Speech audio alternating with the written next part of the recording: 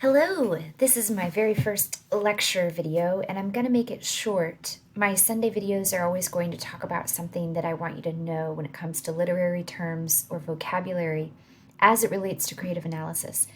So I thought I'd start with something simple that everybody knows, and that is the vocabulary word simile. Simile is a word that we've heard since we were young. It's one of the first figurative language terms that we get to know. And I know you probably know the definition, but I want to do a bit of creative analysis exploring a simile in the work that you're reading this week, 11, by Sandra Cisneros. I have it on the screen, and I've highlighted this wonderful simile. So I'll explain it, and then I'm going to analyze it. I'm going to talk through what I think is so wonderful about this simile. And then I'll even show you my creative analysis blurb so that you get a sense of what you can write for this assignment. So here, Rachel, our character, is starting to feel upset. And it's about halfway through the story. The teacher, Mrs. Price, has found the red sweater and is trying to figure out whose is. And Rachel is already feeling anxiety building inside of her. And how does she describe that? She says, "Only today, I wish I didn't have only 11 years rattling inside me like pennies in a tin Band-Aid box." Simile.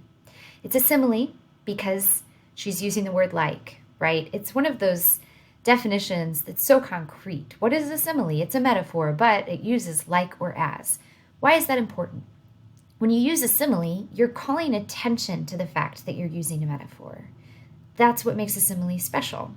It's alerting the reader to say, look at me, I'm about to use a piece of figurative language because I think it's the best way to explain how I feel. I don't have words for how I feel. I'm going to have to go to an image. It's unique. A lot of other figurative language is more subtle. It's more mature in many ways. It simply assumes that you understand the image. But similes, like Rachel's here, they are shouting to be understood. They're shouting for the thing that they represent to be understood. And that is why I love this. I think Rachel is trying so hard to make sense of her world. In this essay, she shows us the depth of her thinking. And I think of her now as a philosopher. She's trying to assert new understandings about her world. And so, as she seeks understanding, she looks inside of herself. She finds this anxiety. She doesn't know how to describe it because how does one describe anxiety? And this is what she comes up with. It's like when pennies rattle around in a tin Band-Aid box. It's so specific to the world of children. Even the world of Band-Aids is sort of belonging to this juvenile world.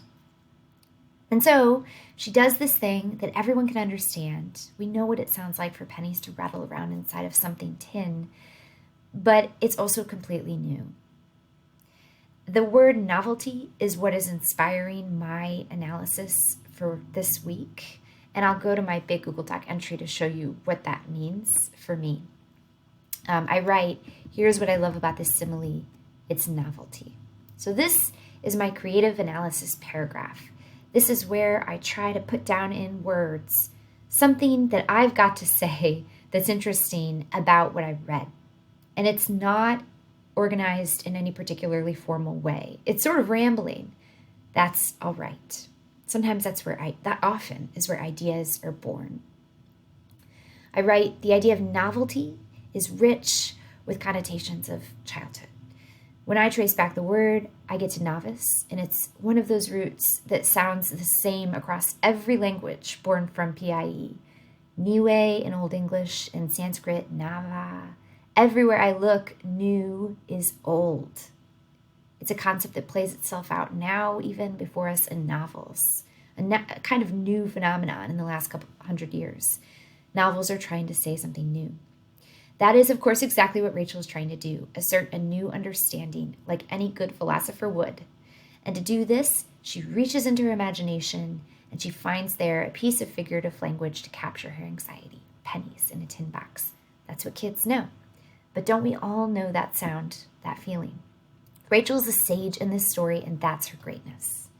The sadness, though, is that while she is confident in her ideas, she is not confident in herself, in her right to speak. The story breaks my heart for kids everywhere who just don't know how right they are or don't know they have a right to be. And it inspires me too because kids continue to see the world in that beautiful and ancient sense. They continue to see it anew. There, that's my creative analysis piece. Already, I am getting ideas for what I'll do later this week when I have to write a more organized thesis on Rachel. And that is what I want this to be for you. I hope this was helpful, and there will be another video coming out later this week.